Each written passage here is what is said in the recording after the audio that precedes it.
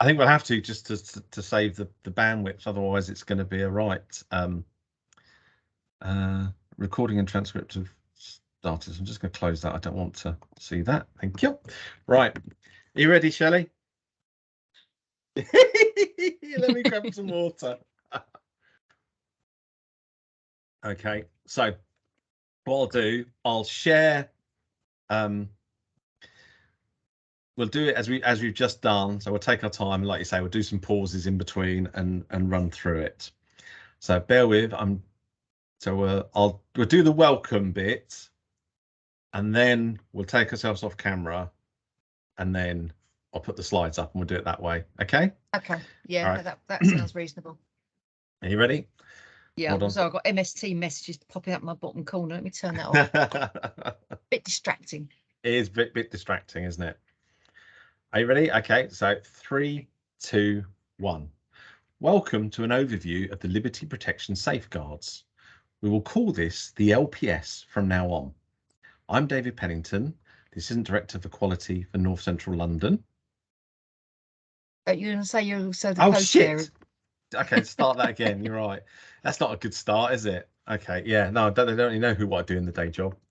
Okay, scrap that, Anna. We're starting again.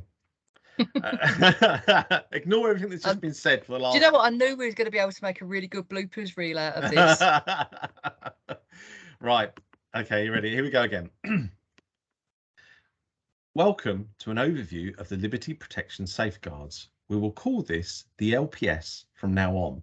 I'm David Pennington, and I'm the co-chair of the National NHS Clinical Reference Group for the Liberty Protection Safeguards. Hello, and I'm Shelley Farnan. I'm also a co-chair of the Liberty Protection Safeguards Clinical Reference Group that is, and I've just completely forgotten what I was about to say. So let's do that bit again. Okay, so I've done my bit, then to you. Yeah, and I'm Shelley Farnan. I'm also a co-chair of the Liberty Protection Safeguards Clinical Reference Group. Right, so at that point, we'll stop sharing on our screens because we're going to have to put this on. Sorry, Anne, we worked out we can't be on screen and do the slides at the same time. So we're going to take ourselves both off camera so I can share this, and then we're going to crack on the next bit. All right, are you ready? Okay, with any luck, hopefully. So, okay, I can see that. So we've done the Liberty Protection Safeguard to some so we've done that bit. So the next bit is you starting off with we'll start our conversation. Okay. So I'll count in. So 3, 2, 1. So let's begin our conversation with the European Convention of Human Rights, which has many articles within it that, oh God, that's whizzing on way too quickly. Okay. Go on. Okay, you got it frozen? Yeah. Okay. Start again. So let's begin our conversation with the European Convention of Human Rights, which has many articles that protect people's rights, such as Article 8, the right to respect for private and family life. Oh, hang on, I've lost my place on the script. There's another right within that, the right to liberty, Article 5, and this can only be overridden when there is a legal process followed, such as when people are deprived of their liberty because of the criminal justice process. Within health and social care, there are some individuals who may need to have their liberty restricted or deprived to maintain their safety, and this is in their best interest. The LPS will be the new legal mechanism to support decision-making for people who do not have the capacity to consent to their liberty being restricted in their best interests in order to receive care or treatment. Brilliant. Well done. So I'm just going to let this run through and we'll do the next slide. So let me just put all this up. So do you think it's worth mentioning on Principle 2, support to own decisions, but that's part of normal consent taking process, explaining the pros and cons? I'll try. Yeah, see if I'll run at that and see if I can put that in. Okay. So I always link it to consent, that Principle 2 when I'm delivering training. It's a light bulb moment for some folks. Okay. No, so okay, let me try this one, and then Mhm. I can redo that bit. Let's go. So I'm going to do this. So this is uh, slide 2, which is the principles. Okay, so I count myself in. 3, 2, 1. The LPS is part of the Mental Capacity Act and is therefore underpinned by the 5 key principles of the MCA. These are a presumption that the individual has capacity unless it can be demonstrated that they do not. Individuals should be supported to make their own decision and to regain capacity, much like, no, that's, well, say your bit again for 2. So I'll stop there. Say that again. What are you Okay. trying to say for point 2? So I don't think I've No, that's internalized fine. it. So principle 2 is that individuals are supported to make their own decisions. That means Mhm. that giving them the information to weigh up the pros and cons and the risks and benefits in much the way that you do when taking a consent from somebody. You would explain the treatment and then help them to come to a decision as to whether they want it or not. Okay, yeah, thank you. Okay, much the way you do to consent. Right. Let's start that one again. Right. Right, 3, 2, 1. The LPS is part of the Mental Capacity Act and is therefore underpinned by the 5 principles of the MCA. These are notably the first, a presumption that everyone has capacity unless it can be demonstrated that they don't.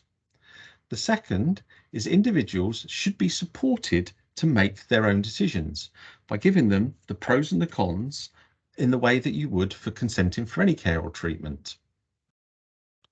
No, that's not quite right, Shelley. No, No, it's not. No, it's Is it too because much to try and fit? it is. Cram them? Because I suppose what Oh, I'm trying to say for this one is the individual supported to make their own decision. So we must do all that we can to help them to make the decision for to themselves. regain capacity and have the decision for themselves. That's okay. Let me try this one again. One more time. 3, No 2, worries. 1. The LPS is part of the Mental Capacity Act and is therefore underpinned by the 5 key principles of the MCA. These are a presumption that individual has capacity unless we can demonstrate that they do not. Individuals should be supported to make their own decision and individuals should be supported to make their own decision, and we should do everything that's reasonably possible to help that individual to regain capacity to make that decision. If somebody makes an unwise decision, this does not mean they lack capacity. Any decisions made for someone who lacks capacity must be in their best interests. And finally, whatever we do for that individual that lacks capacity, it should be the least restrictive option possible.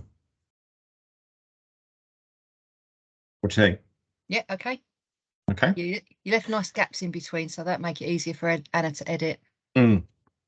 Okay. So that would take us to the next slide. So I'll just Dole's legal process. Yeah, I'll let it all run through and then pause it. Yeah, okay, cool. That'll be easier, won't it? Because you know exactly what's going to crop up then. So when that person floats about, And then we've got our little. Okay, there we go. Right, I'll count you in. 3, 2, 1. Currently, the law in England and Wales to deprive someone of their liberty sits under the Deprivation of Liberty Safeguards. This only applies to people in hospitals, NHS or private, or in CQC registered care or nursing homes. I'll do that bit again. This only applies to people in hospitals, NHS or private, or in CQC registered care or nursing homes. For all other situations, currently an application to the Court of Protection. For all other situations, currently an application to the Court of Protection is required. Under DOLS, a doctor and a best interest assessor, or BIA for short, will undertake 6 different assessments, which includes an age assessment, as DOLS only applies to those aged over 18. Once the assessments are complete, a request for the deprivation of liberty to be authorised under the DOLS scheme is made to the local authority, who are called the responsible body. No, they're not. No. They're not. Try that again. I'll do that again. From once the assessment's gone. Yeah.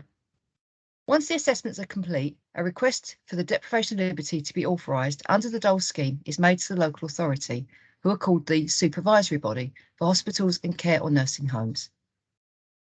Brilliant. Okay.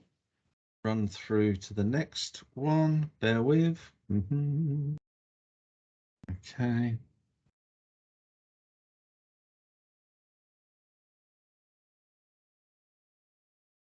That's it. Right. Okay.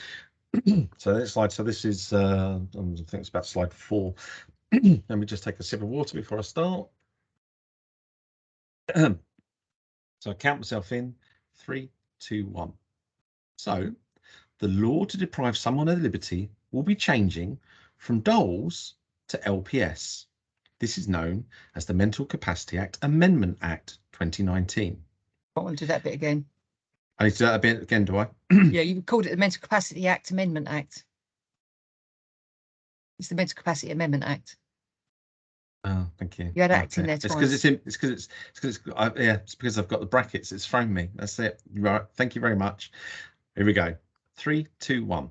So the law to deprive someone of liberty will be changing from DOLS to LPS. This is known as the Mental Capacity Amendment Act 2019.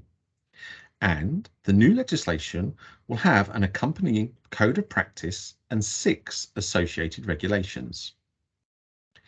When the LPS starts, there will be a period where some people will still be subject to DOLS and others will be subject to the new LPS framework.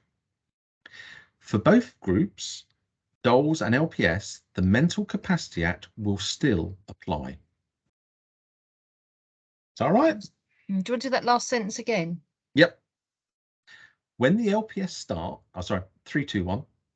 When the LPS starts, there will be a period when some people will be subject to DOLS and others will be subject to the new LPS framework. For both groups, the mental capacity... Just go from 4 DOLS and the LPS. Yeah. For both groups, the Mental Capacity Act will still apply. Just change the wording on that, just make more sense. Yep. Okay. Yeah, that's good. Okay, so let's take us through. So key objectives to slide 5, I think. I'll just let this play out and then pause it. Yep. I do like the clipboard with the slow revolving. You're loving the clipboards, aren't you? I'm loving the clipboards. I've got to admit, I'm liking the clipboards. Okay, so slide 5. Okay, I'll count you in. Okay, 3, 2, 1. So the key objectives of the Mental Capacity Amendment Act, one of the most important aspects of the changes is to continue to ensure that people's human rights are protected, especially those that may need to have their restrictions placed. Start again. One of the most important aspects of the changes is to continue to ensure that people's human rights are protected, especially those people who human rights. It's tripping you up, isn't it? I don't know what is it. Yeah. You go on. I can't. Go for it. All right. 3, 2, 1. One of the most important aspects of the changes is to continue to ensure that people's human rights are protected, especially those people that may need to have restrictions placed on them in their best interest, who cannot consent to these arrangements. The LPS arrangements target resources at those people with most needs. Oh, I had a bit of frog in my throat on that last bit. You do it again. Okay. 3, the LPS arrangement. I was counting you in. That's habit. I don't know why I'm counting you in. I'm not a bloody sound engineer. Oh, no, you're doing a really good impression of one. All right, 3, 2, 1. Shelley, you still there? Okay, I'm just gonna. You come back. Hold on. Give it a second. Hello, I'm back. I can hear you now. Say it again, just to make sure it's not too roboty. Go on. Right. People have a better experience of LPS with improved quality of care, greater flexibility to the greatest needs, and be more efficient and be better value for money. Okay, so you've got to read the last sentence again. The LPS arrangements target resources. Go for it. Okay.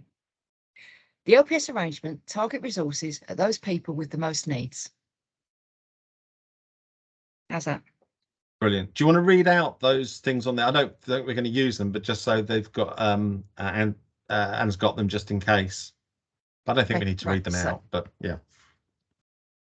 Now I'll just let me shut down the script because it's covering my screen. Whew.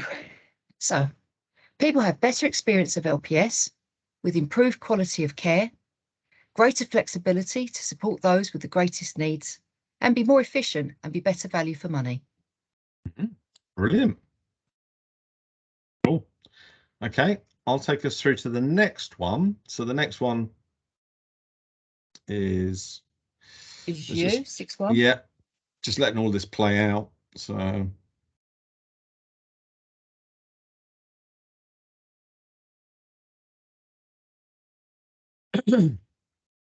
okay, you ready? Mm-hmm. All right, I count myself in 3, 2, 1. Currently, under DOLS, we have best interest assessors, known as BIAs, to oversee all applications.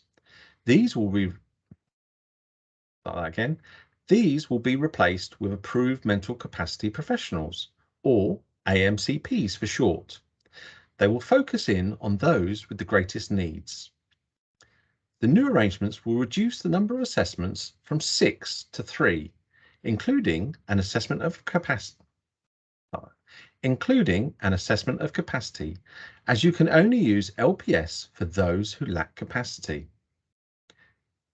Unlike DOLS, which can only run for a maximum of 1 year at a time, LPS has a process to enable a series of renewals based on the original assessments. Also, unlike DOLS, which can only apply in one setting at a time, LPS can include other settings, such as respite care or a planned hospital admission, and therefore can be viewed as having an element of portability. As part of the LPS planning process, it is also possible to include issues such as how the person will be legally transferred from one care setting to another. Okay. All right. So the next one. My children are being very noisy. Is the audio picking up? I couldn't hear anything. Noise? I couldn't hear any background noise. Awesome. Just let this slide play out, which is roughly about, this is slide 6 part 2, isn't it? This is the second slide 6 that we've got. Yeah. Okay, so I'll just let this clipboard fill up and then pause it. Lovely. So it's almost there. Include. And it cannot be used to authorize restricted content. Right. Okay. That's it. This is you. So are you ready? I'll count you in. 3, 2, 1. Unlike DOLS, which only applies to people aged over 18, LPS covers those aged 16 and over, thus bringing it into line with the rest of the Mental Capacity Act. Like DOLS, LPS authorises for a person to be in a specific place to receive care and/or treatment. However, it does not authorise the care and treatment itself. This comes under the wider MCA. Currently, the local authority is the supervisory body for DOLS. This will change to responsible body and will now include NHS organisations such as NHS hospitals and integrated care boards, formerly known as CCGs. Please see the clipboard with some of the key headlines of what LPS can and cannot be used for. Well done. Is that That's okay? Good. Yeah, that's very good. Very good. So, and then we get into our conversational piece. Yeah, right. Let me shut the script down so I can see the screen. Should we try and do this? First question: is it portable? Am I asking or you? No, you're asking. I'm asking on this one. I'm just looking at the scribbles that I've written down, which I now can't read. Okay. So, are you ready? I am. Okay. So we'll name each other as well because we've introduced ourselves. Okay. So, Shelley, is LPS actually portable? Actually, it is, David, in certain circumstances. So long as the change from one setting to another has been anticipated and included in the care plan, then the authorisation will cover that change of circumstance as well. So yes, it can be viewed as portable. you. Do that one again. Yeah, bear with. Okay. Okay, 3, 2, 1. So, Shelley, the LPS, is it actually portable? It is, David, so long as the change of circumstance or location has been included. No, it is, David, so long as the change of circumstance or location has been anticipated and included into the original care plan that is authorised. So in that circumstance, it could be viewed as portable. Okay. Yeah.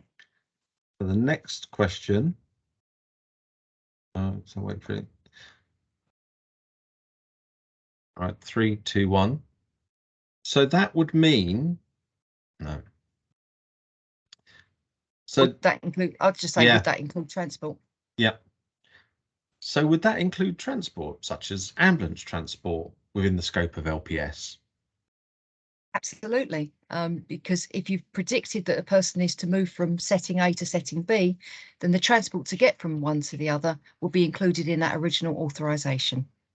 It also has the ability to return someone to a setting. No. Additionally, it has the ability to no. Additionally, hang on, I'll get it. I'll get this. Additionally, it authorises the return of someone to a particular setting, so long as that setting is in that care plan and therefore authorised. Brilliant. Yeah. Okay. Okay. So that one disappears. We get the next one. Next which one's is 16, 17-year-olds. Oh yeah. No, this is the one. Okay. Okay. Are you ready? 3, 2, 1. So now LPS covers 16 and 17-year-olds. Does that mean that those who have parental responsibility can give consent for LPS? No, they can't. This is because of a court case called Re D, which held that those with parental responsibility cannot consent for a 16 or a 17-year-old to be deprived of their liberty in their best interest to receive care or treatment in the same way that they cannot for an 18 and over child of theirs. This brings it into line with the wider Mental Capacity Act. Well, that's good. Oh, I like that. Yeah, brilliant. Oh, what was that last bit? Yeah. Yeah, we've got 4B now. Yeah, okay. To be or not to be. Okay. Okay, so 3, 2, 1. Shelley, what happens in an emergency? What if somebody's involved in an accident and needs some urgent treatment? Do they have to stop and apply for LPS? Absolutely not. The bureaucracy doesn't need to get in the way of life-saving or absolutely not. Bureaucracy doesn't need to get in the way of life-saving treatment. What we under LPS, there's a section 4B which gives the right to treat people in an emergency for life-saving treatment or vital acts. We would look to the bureaucracy after the life has been saved. Did you say that that bit is because you said bureaucracy a couple of times? Yeah. Would you say, what about saying, so for the last bit would say we'd look for, completion forms and processes to be completed after the emergency treatment or something like that? Yeah. Okay. So shall I count you in again on that and give it the whole thing? Okay. All right. So Shelley, what about in an emergency? Say if somebody's in an accident and needs an emergency care to say, So Shelley, what about an emergency situation where somebody might be, say, in an accident and need care immediately to help? So Shelley, what about an emergency situation where somebody, say, has an accident and needs emergency care to save their life? Do you have to wait to apply for LPS? Absolutely not. LPS has a section within it called Section 4B, which gives right to treat people in an emergency to save their life or give vital. No.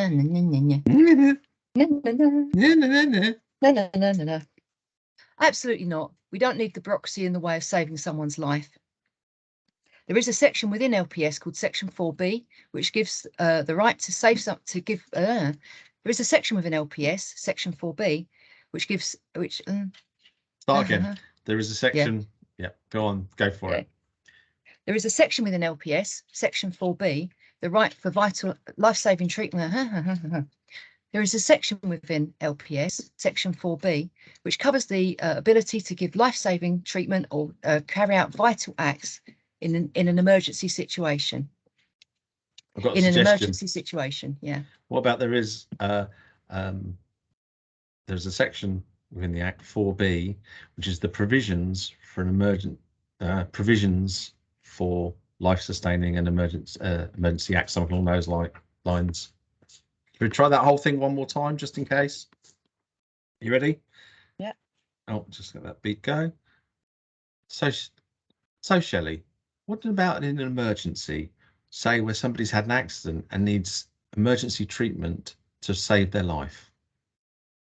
Do you have to apply to LPS? Absolutely not. We don't need bureaucracy to get in the way of life-saving treatment. There is a section with LPS There is a section within LPS, section 4B, which covers life-sustaining treatment and vital acts. This gives the right to treat people in an emergency. This gives the right to treat people in an emergency in their best interest, and this gives the right. This is instead of this gives the right. This is the provision. This is the provision. Yeah, I just think. Yeah, I'll just go from that then. Yeah, go on. This is the provision. This is the provision to give life-sustaining treatment or carry out vital acts in an emergency situation. This is the provision to. This is the provision to. This is the provision to give life-sustaining treatment or carry out vital acts in an emergency in a person's best interest. Brilliant. There we go. We've got there in the end. Brilliant. Just kept stumbling over that one. It's actually weird. Yeah, some words. I think however we typed this up, because obviously when we typed it up, we were sort of running through it. But when you say it out loud, you do realise that some of the words are. I suppose this is the art of writing scripts, isn't it? That's why people get paid lots of money to do it. Yeah. Cool. Also, while we're a nurse and social worker, respectively, not script writers or actors. Exactly. Yeah. Exactly. Okay. So I'm just letting this play out a little bit. So I'm questioning you this time, and you're coming back at me. Yeah, I am. Okay. So just gonna let it all play out. Okay, deadlit. So it's community, private hospitals, hospices. Brilliant. So that's it. Okay. So this is the next myth busting slide. Take another sip. Okay. Let me just do likewise. Oh no, I've run out. Okay, I'll count you in. 3, 2, 1. So, David, we've already established that under LPS, the people responsible, the organisations responsible. So, David, we've already established that under LPS, the responsible body will be more than just the local authority. So, who are the responsible bodies under LPS? Well, principally, there will be several responsible bodies. If you're in a hospital, it will be the NHS Hospital Trust. If you're being cared for in a mental health unit, it'll be the mental health unit. And if you're subject to continuing healthcare, then it will be the ICB that was previously known as the CCG. So what about care homes? Okay, I'll just pause there a second. Okay, so can I start that? Can I do that from the top? Yeah, don't say several, because there's not several. No. Okay. There's multiple. Okay. There's a few. There's a few. All right. So ask your question again. So David, we've established under LPS that the role of responsible body would be more than just the local authority. So who are they? For those people who are receiving hospital treatment, the NHS Hospital Trust, where they are, will be the responsible body. For those people who are receiving mental health treatment in an inpatient setting, it will be the Mental Health Trust that will be the responsible body. For those people who are in care homes or in the community, it could be the ICB that was previously the Clinical Commissioning Group, or it could be the local authority. So your question would be, so what's the difference between those? How do you decide which one it's going to be? I think that's the question, isn't it? Oh, okay. I thought I just went with what about care homes? Okay. All right then. Ready? No, I don't know. Go on. Let's see. You ask your questions. I'll give you a clever answer. Okay. 3, 2, 1. So how would you tell which is which? essentially, if someone is receiving, essentially, if somebody is CHC eligible, it will be the Integrated Care Board that will be the responsible body. So let's start that again. Essentially, it will be. Shit, I've got you. I've got what you. Effective, isn't it? Okay. How you will determine whether it's the local authority or the ICB comes down to CHC eligibility. If somebody is CHC eligible, then it will be the ICB who will be a responsible body. In other circumstances, it will be the local authority. What about care homes? For care homes, it comes down to if the person is receipt of CHC or is CHC at C. It comes down to if the person is in receipt of or is eligible for continuing healthcare, it will be the ICB. For everybody else, it will be the local authority that will be the responsible body. So that will cover community, private hospitals and hospices. Yes, the only exception are those people in the community who would be eligible or in receipt of CHC, where it will again will be the ICB that will be the responsible body. Okay, got it. That's clever, wasn't it? Yeah. We got there in the end. We did. Oh, that's brilliant. We're sort of getting through. Okay, so let's roll up the next slide, which is sort of. Yeah. So it's the sort of the follow-up to that last one, isn't it? Yeah. Yes, it is.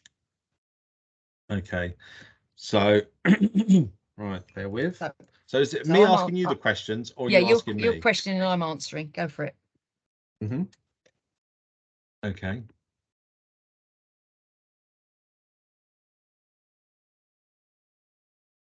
Oh, that's all right. The crosses don't matter. I'll just pause it. Bear with me a sec. There we go.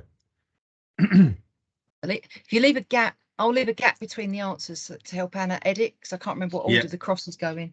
No, that's absolutely fine. No problem. Okay. Oh, you're right. That's okay.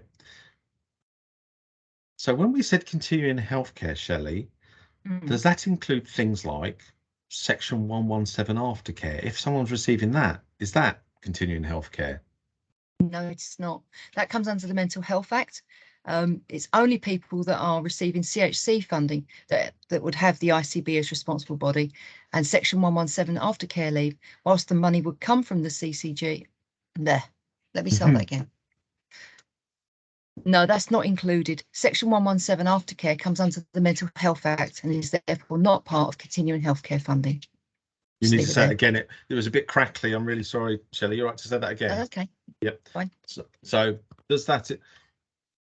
So does continuing healthcare, does that include Section 117 aftercare? No, it doesn't. That comes under the Mental Health Act and is therefore part of the continuing healthcare funding. What about those arrangements where there's funded nursing care for individuals? Again, that doesn't come under continuing healthcare. The money may come from the ICB, but it's from a different pot of monies and not part of the continuing healthcare funding stream. And what about those arrangements where between the ICB and the local authority to joint fund packages of care? Does that include, what about those arrangements where the local authority and the ICB joint fund packages of care for individuals? Is that included?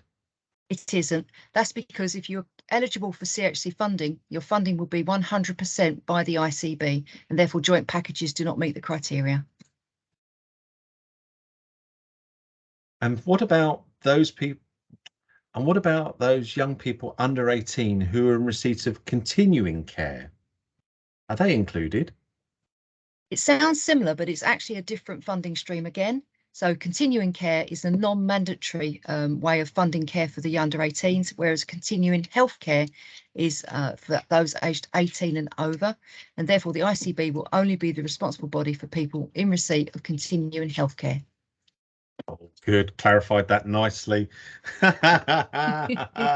This is the one the local authorities are being I know. Do you know what? I thought we was over egging the pudding with this yesterday. When I was thinking about it, and then I got a phone call asking me about it from somebody who should know better. And then I got an email asking me about it again. I thought, nah, that message still needs to get out there. No, I completely agree. I totally agree with you. I think it's still, and it needs to get out there both for health and social care, because this is going to be a big area of challenge, I think. Yeah. Okay. So that brings us pretty much to the last slide. So I'm going to let that play out. Yeah. Okay, bear with me a second. Let it just do its thing. Yeah, that's the bit you said already on that. Yeah. The Percy thing. In summary, set to neutral, just let it all do. Outcomes, age 16, assessments, right. Okay, can you see that all right? Yes, I can. Brilliant. Okay. I'm going to count us in. So this is the final slide. 3, 2, 1. In summary, the LPS are all about protecting people's Article 5 rights. It's about providing protection when their liberty needs to be deprived in their best interests to receive care and treatment which they can't consent to. LPS will support ensuring that the right... That's so close. 3, 2, 1. LPS will support ensuring that the right people are getting the right protections at the right time. It applies to those aged 16 plus in any setting for those who lack capacity to consent by following a process of assessments and authorisations. LPS seeks to put the person at the heart of the process. Thank you for taking the time to watch this short animation. I hope it was helpful. I've been Shelley Farnan and I've been David Pennington. There you go, we've done it. That's goodbye from me and goodbye from you.